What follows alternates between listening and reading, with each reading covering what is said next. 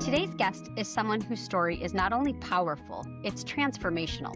Jackie Council is a multi-trauma survivor whose life began in a small village in the Dominican Republic, the youngest of 13 children. But after the tragic loss of her mother at just a year old, Jackie was brought to the United States through a missionary adoption at age 3, an experience that would mark the beginning of an incredible and at times heartbreaking journey. Growing up in rural Pennsylvania, Jackie endured emotional and psychological abuse, and through her young adult life, faced multiple incidences of sexual assault, homelessness, and domestic violence.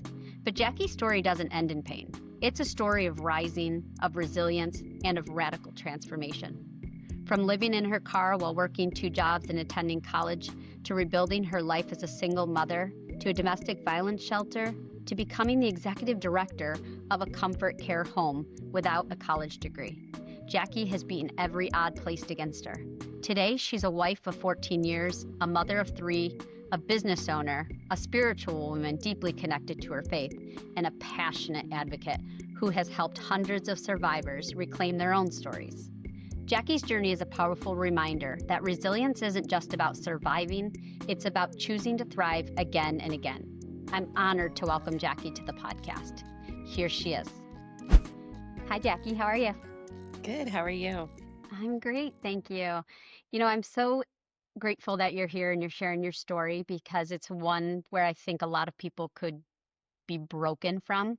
But Mhm. you've not only gone through so much, but you have gone on to make your pain into purpose in so many ways. And you've affected hundreds, if not thousands of lives by generational healing that you've done. So, but before we get into that, I would love to have you take us back to your childhood. You were born in the Dominican Republic and ended up living in the United States later on. But can you tell us that story? Because I think it's just incredible. Yeah. So I was born in Mocha, Dominican Republic. And so I came to the United States via adoption.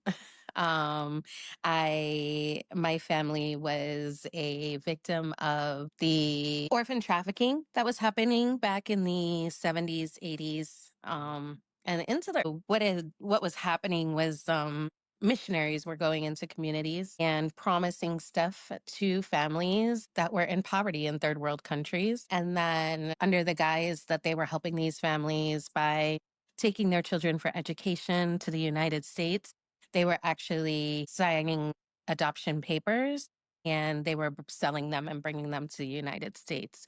And so my father signed papers that he thought were for me and 3 of my other siblings to come to the States to get an education. He signed off his only son at the time and his 3 youngest daughters, and he couldn't read or write.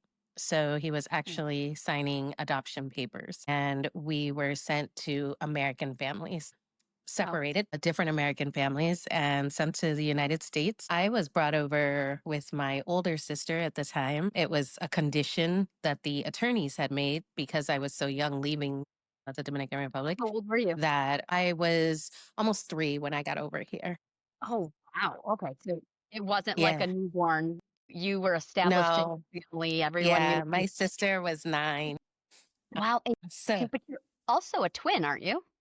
I am a twin. My twin was kept. At the time, I was very ill. And so they thought sending me, I would be able to get medical care. And they sent my older sister with me. But the family that adopted me didn't actually want another child, an older child. They wanted an infant. So about a year after we got over here, they re-adopted out my older sister. So she was put into foster care and they put her back up for adoption.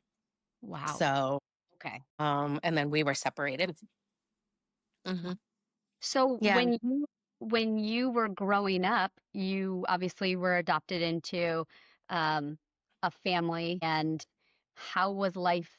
And did you know you were adopted? Yeah, I did know I was adopted. I was adopted by a Polish German Catholic family. And my adopted mother was a nurse. My adopted dad was a long distance truck driver. Um, and I knew I was adopted. I knew I had a twin. I of course knew about my sister that came here with me. Wow. So they were very open about my adoption, although I was not allowed to reach out to my adoptive family until I was 18. After they adopted me, they adopted four more kids. I was an only child for 10 years. And then they adopted four under the age of like 10 in a matter of 2 years. Wow. Wow. Yeah, Okay. all special needs, all highly special needs Wow. children. So they adopted a sibling set and then two girls. Okay. Um, and go ahead. Were you able to talk about the adoption, or are you able to ask questions? Did you know that it was like under, it wasn't done? And maybe you learned that later, but Yeah. let's start with the first question. Were you able Yeah. to talk about your siblings or ask about them? I was able to talk about the fact that I was adopted. I was not supported in asking questions. Like it very much was, as I got older, of course, I was very curious. When my adoptive parents put my sister up for adoption, there were members of their family that were against it, and they kept in contact with my sister. Mm. So I was not allowed to have contact with them Wow. because they still had contact with my sister. Uh, So they give, were give deemed me as a goosebumps. threat. Yeah. Yeah. That's So then I was not allowed to talk to the family that had contact with my sister. mm, And so I couldn't talk about her. And it got to the point where I didn't want to. I very much like she was given up, right? Because she wasn't good enough and my goal was to always be kept. So if at any point I was like that would be one thing that my adopted mom would do would be like, "Oh, well you act just like your sister. You're acting just like your sister." And oh, so that would very much be like, "Oh, well, let me get back in line so they don't get rid of yeah. me too." Wow. Well, Jackie, can you hold there for a second? Because I Yeah. think about how that impacted you and your soul at such a young age to feel like, okay, well, I was already given away once. And if I'm not a perfect little girl, or if I'm this or that, then they're gonna get rid of me again. Like Yes. it's not a conscious thing, but it becomes like an unconscious thing. So did you always feel like you needed to be perfect, or did you always feel like you weren't Yeah, I was a very high achiever. Mhm. Always did very well in school. I was a competitive dancer. Um, Anything pretty much that my adopted mom said to do, I did, and I did it well. Mm, Um, and that was my way of coping, right? mhm. And being able to um, be wanted. Yeah. Um, I had no I had no benchmark for what love was, right? Mm, So I didn't know anything else. So at the time, I felt like I was loved. mm, And I do think in their own way, they did and do still mhm. love me in the way that they know how to. Okay, okay. I guess Hmm. that's the key, right? In the way that Yeah. they know how. But Yes. you receiving the love may be different. Yeah. So you ended up having parting ways with them when you were around like 18, 19, right? There was The some first family time. stuff. Okay. Yeah, the first time I separated from them, I went out and I found my sister when I was Mm, 18. And that was a source of contention because, very much was like there was a reason you were taken away from this family. There was a reason that they couldn't raise you. And I don't understand why you're wanting to dig, why you're wanting to know. And so I reconnected with all three of my siblings that had moved here from the United States or yeah. from the DR to the United States at that time. And it was tumultuous. I mean, we all came from our own trauma and had very similar characteristics, but were raised very differently. Mm, So the way we handled things was very different. yeah. So it was very interesting when we all came together. But yeah, my adopted parents were not on board with that. And when I started to find my own voice was when things with my adopted parents became very volatile. Stepping into my voice, Yeah. and saying and questioning things or saying, "No, I don't feel that way. I don't think that way." And at one point, my adopted mom told me that I was not going to act like an N word in her house. And that was her, me speaking up for myself, me talking back. And so, yeah, that was the first time I left the house. I left the house then and had gotten my own apartment, and then reconnected because it was the only family I knew Hmm. when I had children. So reconnected and wanted my mom to know her grandchildren, and Yeah. but then as I started to see the way my husband and my kids were being treated, um, that was when I went into no contact and have been pretty much no contact since 2016, Oh, wow. 2015. Yeah. Wow. Long time. Wow. Yeah. So, wow, that's a lot. In between that time, you ended up becoming more independent and you were working a couple jobs, you were Yeah. going to school, all of that Mhm. stuff. How are you even able to do that without having any support? I don't know. I just did it, right. Mhm. I've always been, and I think I believe it's a character trait, it has to be. But also I think I've just always, and maybe it's part of my trauma. It was just, you just do it. You just figure it out and you do it and you do it good. Yeah. Um and so I have always figured it out with support or without support. I'm like, I'll figure this out. And I take the time and figure it out. I was diagnosed with ADHD when I was in sixth grade. And it took them a long time to diagnose me because the teachers always said, well, she overcompensates. Like we didn't even Mhm. notice that until I couldn't overcompensate anymore and my grades started to crash. Yeah. So Wow. yeah. So you end up, getting have a couple jobs, you're going to school, it becomes a little bit too much. You Mhm. end up moving to Florida or down south, right? So, well, nope. So I had my jobs, I was going to school, and then money became more valuable than education. Yeah. I was making good money. I became a CNA when I was 16. So I was Wow. working in the hospital from the time I was 16. And so I was making a much better paycheck than all my classmates who were working Yeah. at McDonald's and Burger King. And then I was going to night school while I was in high school, and then I graduated and went to college. But I didn't get to go away to college. I stayed at community college because my adopted mom was very much dependent on me to help with the other children. And Mm. at that time, I still hadn't found my voice. And so she told me, really her words were, you'll never be able to live on your own. You could never handle going off to college by yourself. You should Wow. stay home, go to school live at home and do community college. And so I did. But then I started to learn that I could do things on my own and I could, I was very, very good at the job I did. And I could make money and I could support myself. So I started making more money so that I could get out on my own and get my own Yeah. place. And so then school ended up being a secondary thought, and work was really what I was focused on. And so then I moved to be with my siblings who were at that point up in Athens, Pennsylvania. So I moved about a little over an hour away from my hometown and moved to be with my siblings at that point. And I was working at the hospital and doing well.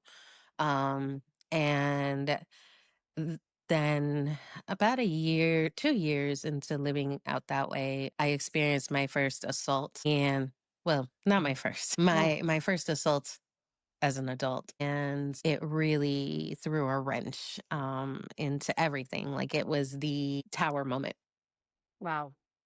where I was no longer able to function. I wasn't feeling safe in the location I was in. I did not at that point have great support from my siblings because, like I said, when we first met, it was very tumultuous. There was a lot of trauma happening in their lives. And I had my own stuff I was going through. And I'm a very reserved person. So when I'm going through something, I go internal Mm. versus external. You were trapped. Yeah. So then, yeah, so I very much went inside and I was going to join the army, Oh, wow. and that did not go well. And then I found a job online on the penny saver from this guy who was looking for an at-home caregiver for his mom out in Florida. And so I took the position and I moved to Florida and did at-home care. And that's how Jackie, I got out there. gotcha. Okay. Can we back up a little bit because I think that it's important not to skim over that you were assaulted. Mm-hmm. And I know that you had mentioned, I'm aware that that had happened when you were younger as well. Mm-hmm. When that happens and you're violated so much, what did you, because I know that you went on to then counsel women who have been sexually assaulted, and it's pretty amazing. But when you were 17 years old, 18 years old, when this happened to you, what did you do in order to be able to move on? And did you report it? Yeah. So my very first assault, I was 9. That one I did report to my parents. And it was my mother's best friend's child at the time. Mm, So it caused some chaos and I wasn't a fan.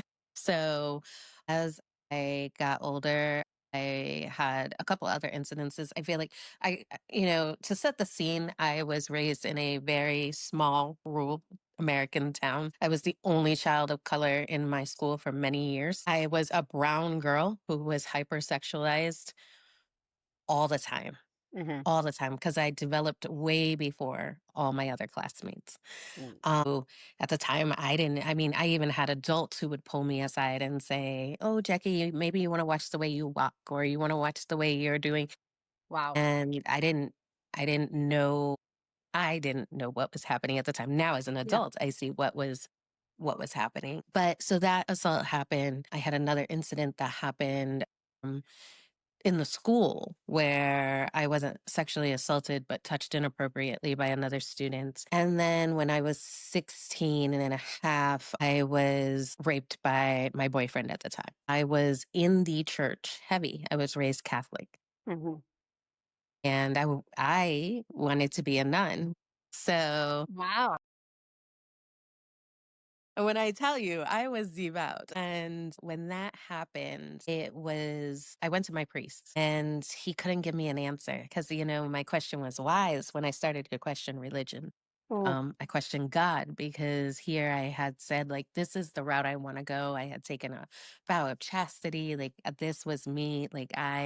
And I was like, God, why would you do this to me when mhm, I have said that I want to devote my life to you? mhm. And my priest couldn't give me a good answer. Was he supportive And at all? no. So it was very much, and I didn't tell my parents. I didn't tell anybody after that. Mhm, Then when I couple you fast forward, I'm now 19 and it was a date rape um, that had happened. And my first date with the guy. And I just remember like the beginning and the end, right? And I had a very close friend I was working with at the time, and she lived, probably a good 2, 3 miles from me. And I walked to her house, no shoes, middle of the night, showed up at her house, and she was like, "We got to go to the police." I'm like, "I'm not going to the police. mm, I'm not reporting this. Like, I'm just going to get through it." Like, I think that's always been like, get through it. He was a prominent business owner in the local community and he was older than me. He was connected. And so I felt like there mhm. was no sense in even reporting this. Okay, now knowing what you know now as a Hmm. 40-something-year-old woman, Yeah. and you have daughters, Hmm. what would you, and someone who may be listening that has experienced what you've experienced, Hmm. what would you now say to them or encourage them to do? Go forward. Reach out to your resources, go to the hospital, get the kit, connect with your advocates, go to the police. And unfortunately, a lot of the times, these do not get persecuted the way that they should, but it's on record, right? And now we have a record of behaviors. Mhm, So always go forward and connect to your resources, connect to your support, whether it's family, whether it's friends, whether it's work colleagues, whatever. mhm. Find somebody that you can talk to and work through this. Do you have any data or statistics on how often date rapes happen? I do not offhand. Do you know what kind of services are there for people? Maybe just in your own town or in Yeah. what people can expect if they are to call the police, what that looks like. Yeah, so there's a sexual assault hotline, Mhm, and every community should have one. mhm, Ours locally is the Sexual Assault Resource Center, mhm, which is a part of Planned Parenthood, and you can call them, and literally they will walk you through from the moment you call them, mhm. however long, if it's minutes after you've been assaulted, until the end of the court process and beyond. Wow. And they will not only help you but help your family, because assault not only affects the victim but it affects everyone that's in their core nucleus. So you would just call the hotline, and you can even call the hotline anonymously if you just need to talk and say, what are my options? Mhm. What can I do? What should I do? Is it too late? You can call anonymously and get those answers. And what have you noticed from all of your experience with working with survivors of this, hundreds of them, unfortunately, Hmm. hundreds or it's terrible. What have you noticed is a common thread against the women who or men who do not get help and support versus those who do? Mm. Can you rephrase that? I'm not sure what you're Do asking. do you notice that the people who do the uh you know, go to the police, they get therapy or they get get some type of support. Are they able to rebuild their lives and move forward quicker, or I don't want to say, are they able to move on in a way that maybe the ones who have not sought help and maybe I think that the stereotype would be, well, people who have been victimized, they tend to continue to put themselves in situations they maybe don't think they're worthy, and so they end up being in Mhm. bad situations and kind of perpetuates. Have you seen have you seen survivors who got help move on with their lives in a more positive way than maybe those who stay stuck who have not? Yeah, that's a good question. And I really think it depends on the person, Mm, right? And I don't even think it depends on whether or not they report it. I think it depends on the person and their system and how they cope with things. mhm, So you could have somebody who never reported who is flourishing because they have done the work that they need to do to heal themselves, to mhm, do what they needed to do, mhm, because healing is internal, right? It really is. mhm. Or you could have somebody who reported and is still struggling and continues to struggle because they reported and their expectation of justice wasn't met, right? Ah, yeah. And so often the expectation of justice isn't met when it Mhm, comes to these cases. So you could go through the whole process, and if your expectations aren't met, there's this defeat, mm, right? mm, So it really depends on the person. mhm. Yeah. And you can get the support of DV and counseling, rape crisis counseling, without filing Yeah. charges and going Right. through court. But yeah, it's every single client I've ever had has been a unique story and a Mhm. unique healing and a unique outcome. Okay. Yeah. It depends Thank on you. so many factors. Yeah, I can imagine. I mean, it's not like a cut and dry type of a Hmm. situation. Yeah. I just want to make sure that we let people know what maybe their options are if they want to Yeah. get help. But also, we will link some stuff in the show notes to different, rape crisis and things. Yes. So thank you for Yes. sharing. Um, so you end up moving to Florida, Hmm. and can you tell us you go through this traumatic situation there, and Yeah. how do you move forward from there? Yeah. So I moved to Florida. I was taking care of an elderly woman at the time. I was out there, no family, by myself. I met a man and we started dating, talking. We got together, and we're living together. I thought he was great. I, our first date was to church. Should have been a red flag. Our first day was to church. His mother was they're heavy in the church at the time. She was a police officer. His stepdad was a chief of police in the town we lived in. So I thought I was dealing with somebody from, a good family and Mhm. a decent human. Yeah. And then I got pregnant. Mhm. And when I got pregnant, I mean, it was like a switch flipped. I went from having somebody who I thought was my best friend at the time, to a monster. He became extremely violent physically, mentally, and emotionally. I just wasn't recognizing it, right? Mhm. But it had been going on for quite a while. I was watched 24/7. No um I had no car. I had no job at the time because after I was there for about 6 months, the woman that I was taking care of passed. So I chose to stay down there and got a severance package and lived in Florida. So I had no job, I had no car, I had no family, and I was in Florida by myself. Mhm. And I was pregnant, How and old were you here? let's see, I had Aaliyah when I was 22. Okay. So So, yeah, so I was like 21. uh, Um, and he, um, told me what I could wear, what was appropriate, what wasn't appropriate. Um, if he left the house to go to work for a long day and he felt like I was not behaving, he would send me with his mom so that she could babysit me for the day.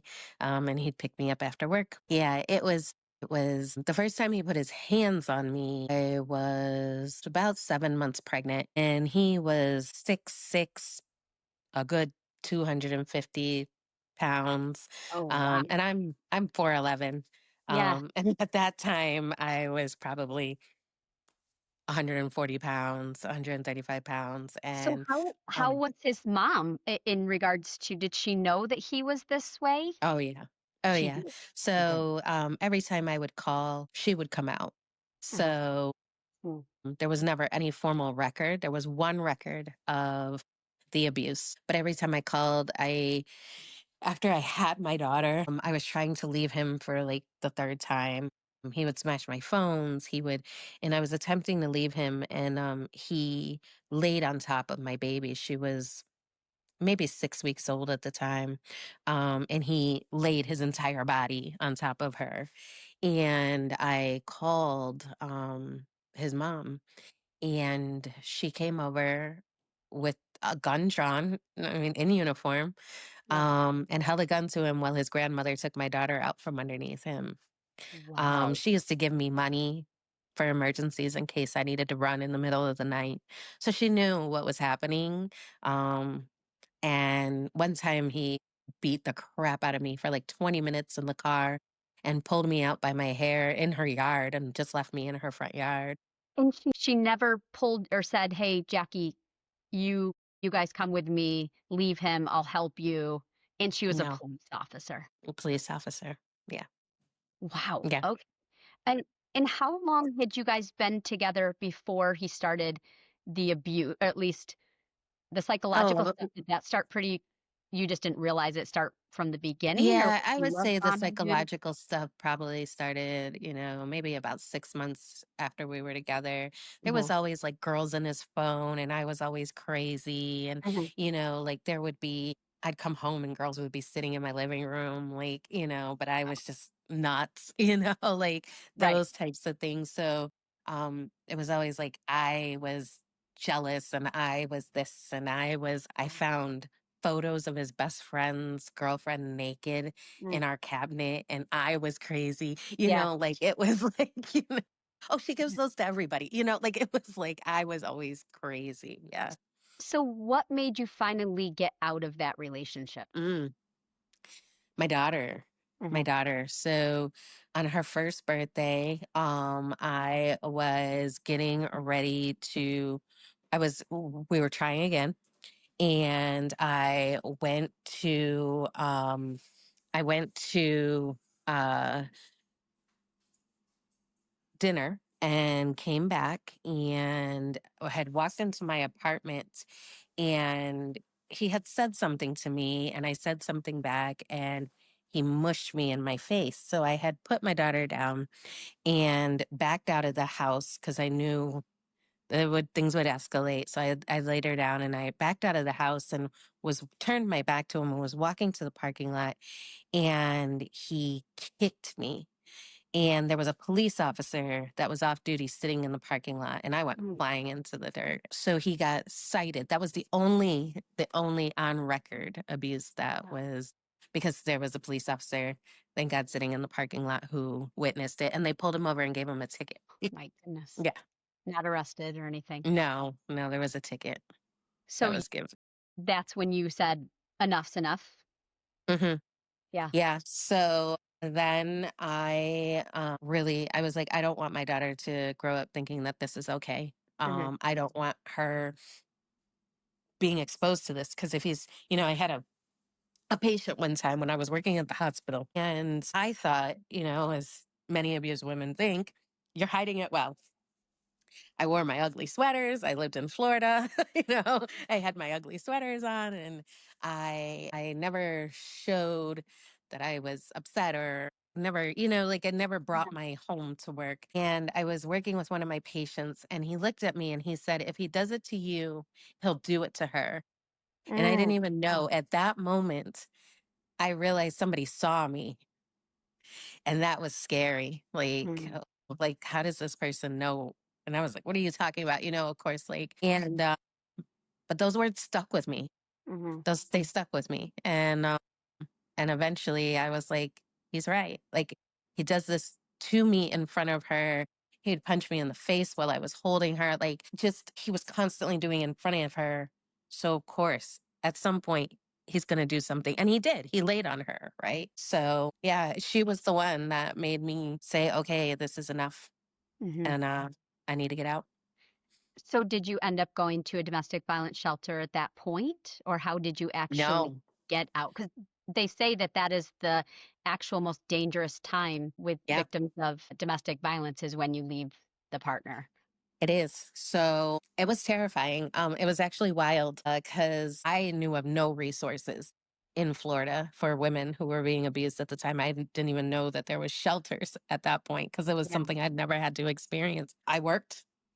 I had a friend at work, and he helped me immensely. He paid for me to get an apartment, bought my daughter diapers. He Wow. really helped me through the process. And I had some other friends that if I was feeling unsafe, I could go stay at their house, because my ex didn't know where they lived. Hmm. I still kept in contact with his mom so that she could see my daughter. But at that time, he was heavy into his addiction and he had his own problems. I feel like at that point, I was the least of his problems. So he wasn't really chasing me. He had other people looking for him. So then my fear became my daughter was his only child. And if those people couldn't get to him, that they would get to my daughter. Mm. So then that was when I decided I needed to leave Florida altogether. When you made that courageous step to leave him, Hmm. and you say that it was because of your daughter, do you think if you didn't have your daughter, you would have stayed with him longer? Probably, Yeah. Yeah. probably. And I know I that you've probably wouldn't have ended it. I probably would have waited for him to end it. wow, wow. Mhm. And when you finally did get the courage, and there's women who are experiencing that every day, and men, of course, Mhm. but majority are women. What could you say to them now, if you could say anything, and they're going through the same thing? Oh, I tell women all the time, get out, get out. Like, make a plan. And when you know that you're gonna be safe, you get out. Hmm. Because you are the expert in your life. So nobody else can tell you when to leave. Hmm. Nobody else can tell you what to do. Hmm. You need to plan it. You need to know, your abuser better than anybody. So Hmm. you need to plan and you need to know. And when you're ready, then you leave, but get out. What about the women who say, I can't, I don't have any money, I Mhm. don't have a place to go? Because I think that your situation was the perfect situation. You didn't have a car, you didn't have a Mhm. job when you first met him. So typically, statistically, you were put in a very vulnerable situation, and Oh yeah, the financials or the lack of money is the main reason people don't leave these domestic violence relationships. 100%. What resources are there that you know of to help these people get out? So, there's shelters, Mhm. there's advocates, there are organizations that just have lots of money, call around, find Mhm. out, come up with a plan, figure something out. There are even now a lot of people who are doing, I know a few investors who are turning houses into like transitional apartments for Mhm. women to be able to live in while they Yeah. get out of their situations. So, look, ask around, find your resources, be safe about it.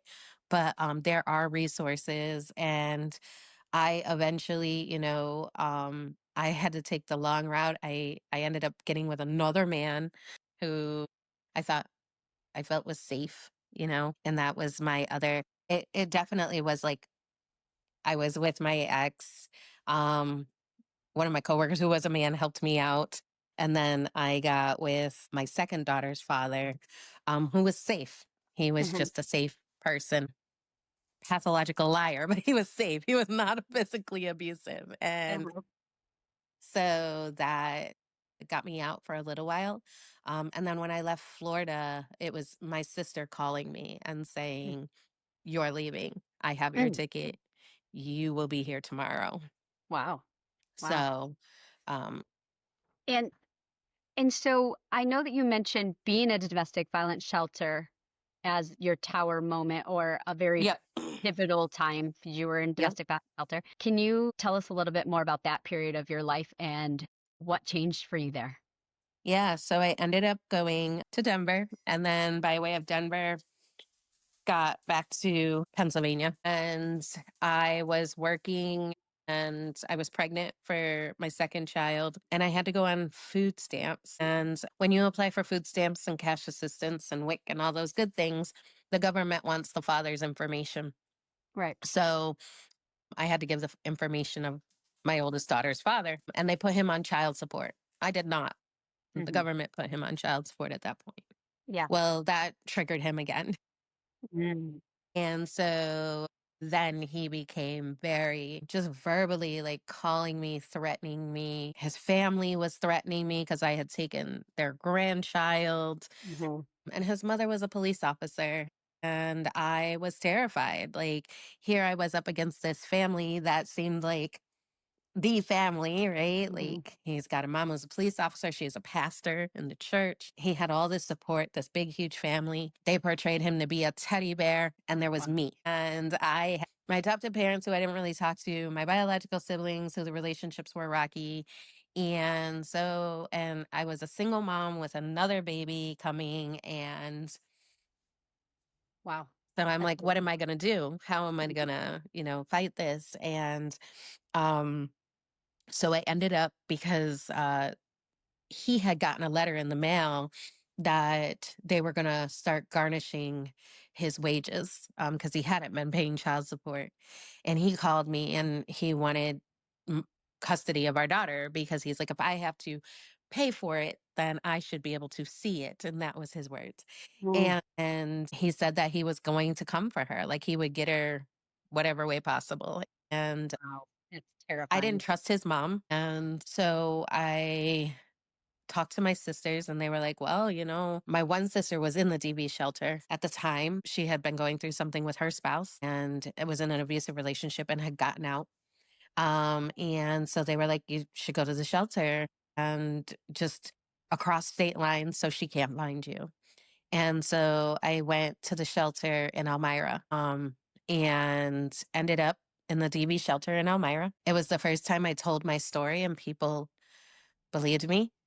Mm. I had no documentation, so I was terrified. I'm like, I don't even know if they're going to let me come because how do I prove that all this abuse has happened? Like, I have Right. text messages, but I didn't have all the other things that had Mhm. happened. I had no documentation of all this stuff. And Right. I was like, there's no way, like, they're not going to believe me. But I went into the shelter. I had at that point a 2-year-old and a 9-month old and nothing, a suitcase and a sit and stand stroller. And the shelter was a shelter.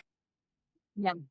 I was in a room with my two girls and I shared it with another girl, and it was scary. I had at that point, like, my family had told me to go, but my family wasn't supporting me. Like, they were supporting my other sister Mm-hmm. who was in the shelter. So they, my older sister would take her a car so she could get around because she had three kids too. Wow. So they were supporting her and I was still on my own. So I got to the shelter and they told me I had a month to find a place to live. And I said, well, what happens if I don't find a place to live in a month? And they said, well, if you don't find a place to live in the month, then we transition you to the Mark Twain Hotel. Mm-hmm. And the Mark Twain Hotel in our area is a hotel for sex offenders and people coming home from incarceration. Mm-hmm. That was terrifying to me. Like, they were going to be, because I asked people, what's the Mark Twain Hotel? And they told me, and I was like, Yeah. well, yeah, I can't take my babies there. Yeah. Wow. I hit the ground running as soon as I got in the shelter, Mm-hmm. got all my services, and started looking for apartments, and with very little help, because in the shelter, they're supposed to help you. You're supposed to have assistance, but they're so over capacity and understaffed. It's really hard. So I did a lot of walking and connecting with services. And I had to keep my kids because when you're in the shelter, you can't allow anybody else to watch your kids. So Wow. they don't have daycare or anything like that. You have to have your kids with you. So I had to keep my kids with me while I tried to find a job, a house. I had to go to therapy because it was mandated at the time in the shelter. You had to go to therapy and you had to do all of this with your children present. Wow. Yeah. And I no didn't know daycare. that. For some reason, Yeah. has it changed? No.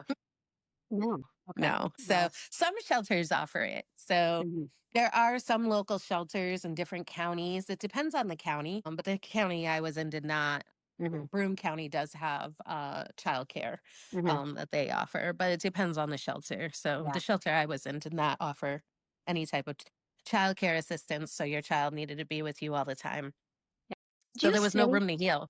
would you say that that might have been one of the lowest moments, or would you say actually being in the home with the domestic violence, you know, was what was your lowest moment, would you say? I mean, I think my lowest moment, my very lowest moment was when I was in Florida and I was with him and we had had a horrible fight. Mm-hmm. Um, he had put his hands on me again, left to go do whatever he did afterwards. Mm-hmm. Um, and I was pregnant and I was sitting on my bathroom floor and I had a bottle of pills and I had a notebook. Wow. And at that moment, I was like, what do I do? And I Wow. was getting ready to write my goodbye. Mm-hmm. That was what I was getting ready to do. And something, I don't even know, like I've always been divinely led. I feel like God is in every detail of my life. But I just wrote everything that had happened to me. Mm-hmm. And Wow. just like that really was my therapy in that moment. And that was my lowest. Like I think that was my lowest moment because yeah, I was pregnant. And at that point didn't care. Like I was like, I am just tired of this. Mm-hmm. Wow. But when I went to the shelter, by all outside standards, that would have been my lowest moment. I had no job, no home, no car, no money, two kids. I was in a shelter and by societal standards, that would be considered, my Yeah. lowest. But it Yeah. was actually for me like the clean slate. It was like the reboot of my life. Mm. It was like a Yeah. reset Yeah. because I literally had nothing in that moment. And then it was like, okay, the slate's clean. Now what are you going to do? Mm-hmm. Now what are you going to do? I Wow. was detached from my family, all of them, my Mm-hmm. adoptive family, my biological family. I just had my girls. And it's like, okay, what are you going to do? I'd lost my phone because I couldn't pay for it. So I had nobody to contact, right? Wow. Because I couldn't call all those old Yeah. people that I would have fallen into, Mm-hmm. old patterns with. So it was literally a reboot of my life. And when I was in the shelter, I met my husband, who's now my husband. Yeah. We've been together, 15 years, married 14. Hmm. So, but it was literally a reboot of my life. And the choices that I made during that time, I 100% attribute to where I am today. And what would you say that was? What are some of those steps or decisions that you made then that Mm. changed the trajectory of yours and your kids' lives? Is persistent, consistent, um, and humble. I had gratitude. I stayed with gratitude. I was a horrible, horrible time in my life, but I was so grateful. Like I had to look at things in a way of like, yes, I'm homeless, but my kids have a roof over their head. Mm, Yes, I'm homeless, but my kids are eating. It's not the how, it's the it's being done, mm, right? Like it's being done regardless of how it's being done. Yes, I'm homeless and it's the shelter roof, but it's a roof, you know? So I mhm. had to stay in that gratitude, Yeah. advocate and fight for my kids and myself and fight to be heard, fight to be seen, fight the system. Um, and I kept that grit, Mm, that voice that I found when I was in the shelter because if I didn't speak up for my family, nobody else was going to. And so I've maintained that. I've kept that voice. And yeah, just being consistent and persistent and being able to flow and know like it may not look how I want it to look right now, mhm. but we're moving forward.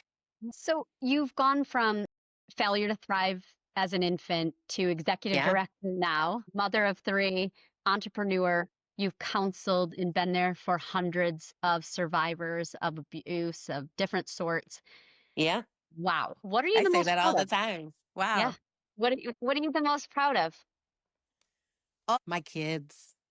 I'm Yeah. the most proud of my kids. Like I have created, and it might be a little biased, but I've created some amazing human beings Yeah. that are advocates.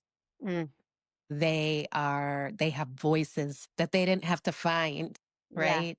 Yeah. They have had their voice. They advocate for folks. When they see something wrong, they speak out Oh, and they have no fear in it. They mm, don't care who's yeah. going to get mad or who's not going to be their friend. Like they're going to say something because wrong is wrong. I love that. And my girls are powerful. Like they are just powerful, growing into powerful women.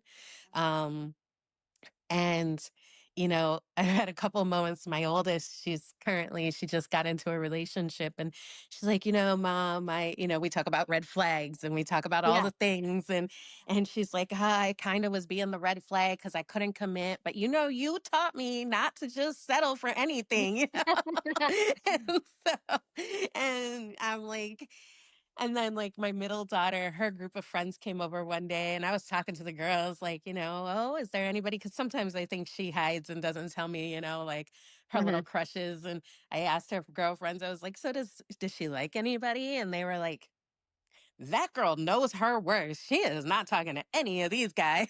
And I was like I mean, and that's it's little things yeah. like that that just Yeah. make my heart, like, Yeah. So swell. so you've shared your story with your kids and been open about what's happened to you? So, pieces. Yeah. My kids have known pieces of my story. They Mhm. are always with me. I never, ever at any point wanted them to think badly of their fathers. Yeah. So I did it very delicately. Mhm. Now my oldest is 18 and she has a right to know the story and she does, and figured it out for herself because he very much has treated her the way he treated me for much of Mhm. our I got relationship. yeah, right. And so she figured it out, excuse me, Yeah. for herself. But I've been open with them about my struggles Mhm. and that, I'm a human too. And I'm just trying to raise them to the best of my ability. And they know my story of, my adoption story. And they used to go, like, I've always been an advocate. So they would set up with me when I did like rape crisis. When I'd speak at human Mm. trafficking events, they would come and hear other women's stories. So they've always been very active in that world Yeah. to the Yeah. point where I told them they couldn't hand out Planned Parenthood stuff at school, because They're like, Mom, I know somebody. Yeah, yeah. So, but yes, That's they've always awesome. been very active in that world with me. So you've helped hundreds of survivors. And what do you believe is the most powerful thing someone can hear when they are in that really dark place or in the storm? I believe you. Mm, mm. Oof. Yeah. Like, I believe you. No questions asked. No, just, I believe you. Wow. Um, How it powerful. is, yeah, like that is what I've talked to so many survivors who, just stop trying, stop Hmm. talking to family because people just were like, well, I don't, I had a conversation with a survivor because, I told you my adopted siblings, my relationship was very strained with them. And Hmm. um, when I got out and my older sister started coming to events, speaking engagements I was at, and hearing my story and hearing what I went through. And one day she came up to me and she said, Jackie, I knew you'd been through something, but I didn't realize it was all of that. Mm, And she's like, I didn't. I didn't really believe that you had, like, basically, she thought I was going into the shelter to get free housing, mm. Yeah. and was like, no, no, like I went through some stuff. And Yeah. I had talked to a fellow survivor, and she's like, I went through the same thing with my siblings. And she said, at one point, my sister was like, you just told me something so outrageous. That's the day I quit believing you. Cause I was like, why would somebody do that to Mm. somebody? Wow. Wow. And it's like, it may be outrageous and you may think like, oh dang, like this is some Lifetime movie stuff. Doesn't mean it didn't happen. Right. And so, what would you say to those people who just do feel like lost and broken and the possibility of change? What would you say to them if they just don't believe it? Oh, it's a hard one. It's scary. And today it does not look like the sun's gonna come out at all. Hmm. Um, but just keep moving forward, one foot in front of the other. Yeah. Keep telling your story. And the more you tell it, the louder your voice gets. Mm. Um, find your people. It's hard when you're in that space Hmm. when nobody believes you and you're so, especially if you've experienced emotional abuse. Hmm. Emotional abuse is the hardest abuse to heal from Mm. because, I had a close friend who was being abused and emotional abuse for so many years. And then it turned physical. And at one point, she's like, Jackie, I'm not going to leave. I just want to live a little longer.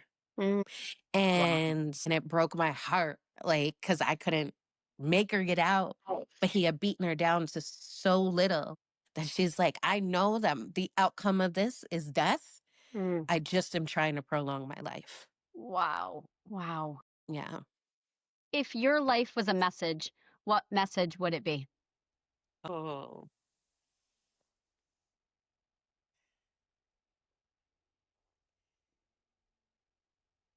it doesn't matter where you come from, what you look like, um, where you've been.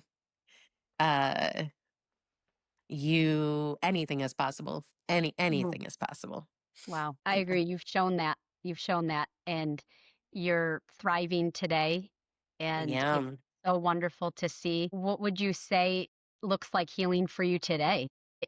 Compared to years ago, you've come so far. What does healing look like for you today? Healing now is just like I am in that space where I'm stepping into my body. I've done a lot of work. I've done a lot of the spiritual work. I've done a lot of the emotional work. Now it's getting back into my body and really like telling myself to unclench my fist, Mm. telling myself to loosen my jaw. That's really recognizing the triggers. Now I'm so good at recognizing my triggers that I can be like, okay, this isn't you, Hmm. you know, um, Hmm. this has nothing to do with you. This is them. Now, how are you going to react to this? And I've done a lot of unbecoming, I tell people. Hmm. Unbecoming all of the labels that were put on me. Like you said, I was failure to thrive. They didn't think I'd have teeth. They thought I'd be mentally retarded. My abuser put so many things on me, like I would never be married. Nobody would ever want me, all of these Yeah. things. My adoptive mother, you'll never live on your own. You'll never, so unbecoming, all of Mm, those things that were programmed in my head that I was destined to be, mm, to really just be. yeah. Well, I'm so proud of you, and I Well, thank you. am so grateful for you sharing your story because there's no doubt that unfortunately there are people going through domestic violence and sexual assault survivors that just need to know they're not alone and that there Hmm. are other people who've been through it and are thriving on the other end of it. Yes. I just appreciate you and I think you're pretty incredible. So thank you. Thank you. And to say also this work, like I said, I was homeless 15 years ago. Okay. So it takes a while, Yeah. but it's been 15 years and now I can look back. It's not something that happens overnight. Right. So remember that. Yeah. Well, thank you for being an inspiration for people. Yeah, thank you. Thank you for having me.